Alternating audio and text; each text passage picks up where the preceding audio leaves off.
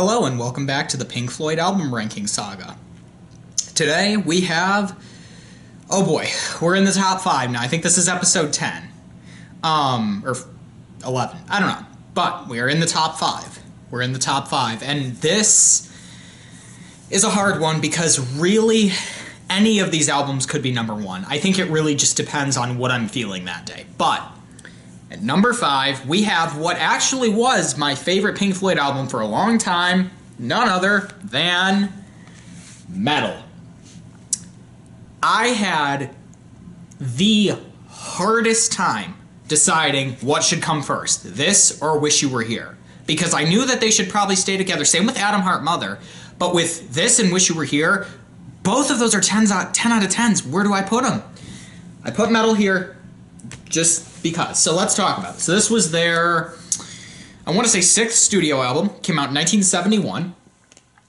You'll notice that the cover of mine is actually a little bit different than a lot of the covers you've probably seen. The most popular cover is an ear that is pink and sort of bluey turquoise. I don't really know how to describe it. Here's the back. This is a first pressing US release. That's why the cover is this design instead of the ear. The ear is much more popular, but because this is a first pressing, you get this. So, and then on the inside, of course, you get the timeless photo of the Pink Floyd. What a happy family. That's a joke. But let's talk about this album because there's a lot to unpack here with this. So this album is similar to Atom Heart Mother. In fact, it came right after. And it's similar in a lot of ways. It has a couple of shorter songs on one side and a really long epic song on the other. This is reversed from Atom Heart Mother in that the short songs are on side 1, the long song is on side 2. And in a way, it almost feels like an sort of a continuation of Atom Heart Mother because it's the same sort of style, but this album is really where you start to hear leading up to the dark side. This is where you start to really hear the experimental stuff. Atom Heart Mother, yes, but this is really it. Starting off on side 1, you have One of These Days, which is an absolutely phenomenal opener to an amazing album. I mean, One of These Days, the bass, the drums, it is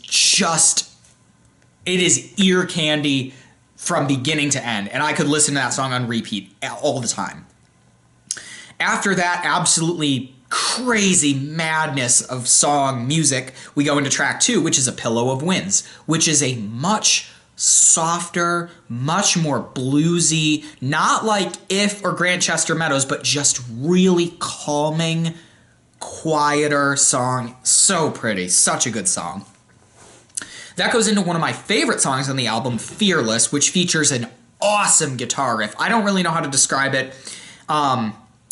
You know, that is definitely one of my favorite songs on the album. I mean, there's only 6. It's hard to pick. But certainly Fearless is in the top 3, I would say. It is just a gorgeous song with a beautiful riff.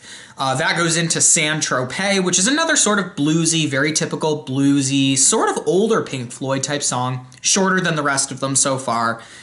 Great song. Honestly, might be my least favorite on the album, but that's not saying much because this album is an absolute 10 out of 10 no matter what. Even track 5, which is Seamus, which is the shortest one. It's about 2 minutes, and it's literally about a dog. It is a very short little blues number that is about a dog. The first line, of course, being from David Gilmour, I was in the kitchen, and Seamus, that's the dog. That's the first line, and of course you hear the dog barking. I've actually thought about in the future if I get another dog, if I get a male dog, naming him Seamus because of the song. You know, Seamus for short, and his full name is Seamus, that's the dog. But I make that joke a lot, just that that's the dog thing. But great song nonetheless. Side 1 of this album is phenomenal. It is a beautiful collection of songs, and I had a really hard time picking what side is better, side 1 of this or side 2 of Atom Heart Mother. And even though I love Alan's Psychedelic Breakfast, I had to give this one the edge. And that's not the only reason I gave it the edge, of course. But in terms of the collection of songs, if Summer 68, Fat Old Sun, and Psychedelic Breakfast are all amazing, but this collection is 10 out of 10. Just like the collection on Wish You Were Here, which obviously we're going to talk about because it's higher up. And of course, none of that holds a candle, I shouldn't say that, because it does, to probably the most epic Pink Floyd song ever recorded, none other than Echoes, which is, I think, widely considered to be the favorite among Pink Floyd fans, and it absolutely sums this album up great. Echoes is a 23-minute long song. It takes up the entire side of side 2. Similar to Atom Heart Mother, it is a very long, just mind-shattering piece to listen to. It's crazy. Atom Heart Mother, excuse me, Atom Heart Mother had the orchestra, and it featured a lot more like sort of the older style of Pink Floyd, where you have the more bluesy, weirder stuff. Echoes features the psychedelic, weird, newer, dark side type stuff. Of course, you start the song with the ping. That goes into a beautiful first sort of portion of it. You have the first verse, great. The chorus, the riffs, it is just phenomenal. That leads into the funky dong of this song, if you want to say, which is the blues section, the middle section, which, similar to Atom Heart Mother, it has a blues section. I don't know which blues section I like more, this one or funky dong. And I say this one because Echoes doesn't really have dedicated pieces, like Atom Heart Mother has Mother 4, Father Shout, Breast Milky, whatever. This one doesn't, but you have the blues section, which is classic Pink Floyd at their best. It is just a 10 out of 10 blues beat for 5 minutes. It's awesome. That fades into one of the most terrifying noise sections on any piece of music I have ever heard. You think Atom Heart Mother has an unsettling noise section with the doo-doo, doo-doo, doo-doo, doo-doo with the keyboard? This is just horrifying to listen to. The creepiest part, I think, is that unlike Atom Heart Mother, where you have funky dong, you have a reprise of the chorus, da-na-na-na, like that, and then it immediately switches, and you hear doo-doo-doo from the Mind Your Throats Please portion. This song plays the blues section. About 10, 11 minutes in, you start to hear sort of this, I don't know how to describe it other than like a creepy noise. And ever so slightly, it gets louder. And as it gets louder, the drums and the guitar start to get quieter. And it does this for about a minute and a half or two until the guitars and drums are completely faded out. And all you hear is this horrifying noise of just, it sounds like someone blowing in a pipe, I guess is the best way to describe it. But it gives you the chills. It's terrifying to listen to. And it lasts for about 3 or 4 minutes, even 5 minutes. But then you have the very slow ascending buildup with the cymbals, the guitar, and then it explodes around the 18 and a half minute mark with the beautiful guitar tone and riff. I don't even know how to describe it. It only lasts about 45 seconds, but man, it is probably one of the high points of the song. That flows into another like pre-chorus thing, whatever, and then of course you have last verse, outro, and one of the biggest differences, Atom Heart Mother ends with a really big, long crescendo with all of the instruments, all of the orchestra, a drum roll, all of it, and then it just ends on that note with the horns. This song sort of has a, I don't know how to describe it, kind of like the noise section, but more of like a type noise that just fades out. It takes over the guitar and it fades out the last 45 seconds or so.